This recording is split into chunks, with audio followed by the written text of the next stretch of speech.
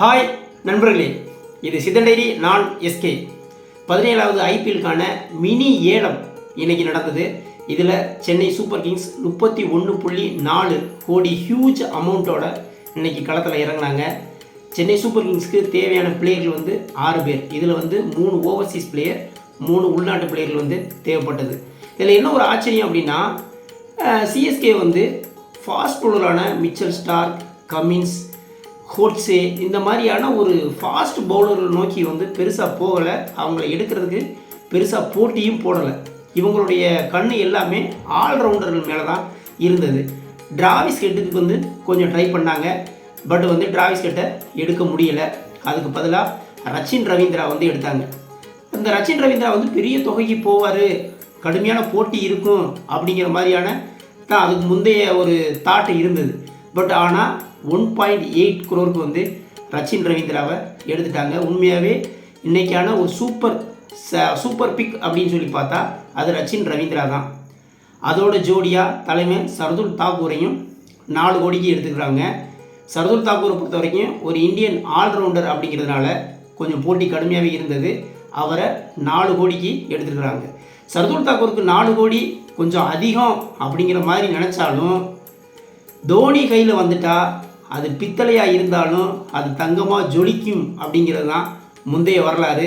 அதனால் சர்துல் தாக்கூரோட பிக்கும் ஒரு சூப்பர் பிக்காக பார்க்கப்பட்டது. அடுத்ததாக சிஎஸ்கே ஒரு பெரிய பிளேயருக்கு போவாங்க. ஏன்னா அமௌண்ட் ஜாஸ்தியாக இருக்குது. ஏற்கனவே 2 பிளேயரை 5.8 கோடிக்கே 2 பிளேயர் எடுத்துட்டாங்க. யார்? ரச்சின் ரவீந்திராவையும் சர்துல் தாக்கூரையும் 5.8 crore எடுத்துட்டாங்க. அதனால் ஒரு பெரிய தொகையை யார் மேலே போட போகிறாங்க அப்படிங்கிற ஒரு எக்ஸ்பெக்டேஷன் இருந்தது. அவங்க பிக் பண்ண டார்கெட் பண்ண பிளேயர் டேரல் மிச்சலுங்க. Daryl Mitchell last year 2024 world கப்பில் அட்டகாசமாக ஆடின பிளேயரில் இந்த டேரல் மிச்சல் ஒரு ஆள். அதுலேயும் சென்னை சேப்பாக்கம் இவருக்கு ரன் குவிக்க அனுகூலமான கிரவுண்டு அப்படிங்கிறது நம்ம கடந்த காலங்களில் பார்த்துருக்குறோம். அதனால் டேரல் மிச்சலோட இந்த பிக் ஒரு சூப்பரான பிக்காக பார்க்கப்படுது. அநேகமாக நியூசிலாந்து கோச் ஃப்ளெமிங் தான் இந்த வேலையை பார்த்துருப்பாப்புலன்னு நினைக்கிறேன். ஏன்னா நியூசிலாந்து பிளேயர் இப்போ 3 பேர் எடுத்ததில் 2 பேர் நியூசிலாந்து பிளேயர் வந்துருச்சு. ஒன்று ரச்சின் ரவீந்திரா, இன்னொன்று டேரல் மிச்சல். அடுத்ததாக இவங்க போன பிளேயர் ரொம்பவே ஆச்சரியப்பட வைக்கக்கூடிய ஒரு பிளேயர். யார் அப்படின்னா சமீர் ரிஸ்வி. இவர் லோக்கலில் ஆடிக்கிட்டு இருக்காப்புல, உத்தரப்பிரதேசத்தை சேர்ந்தவர். இவர் ஒரு அதிரடியான ஒரு ஆல்ரவுண்டருங்க. ரைட் ஹேண்ட் சுரேஷ் ரெய்னா அப்படின்னு சொன்னால் இவருக்கு அட்டகாசமாக பொருந்தும். ஏற்கனவே லெஃப்ட் ஹேண்ட் சுரேஷ் ரெய்னாவை வெளியே விட்டுட்டு இப்போ ரைட் ஹேண்ட் சுரேஷ் ரெய்னாவை எடுத்துக்கிறாங்க.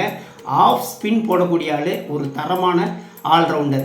அம்பத்தி ராயுடோட இடத்துல இவரை ஆட வைப்பாங்க அப்படிங்கிறது நினைக்கிறேன். 8.4 கோடி ரூபா கொடுத்து எடுத்துருக்குறாங்க.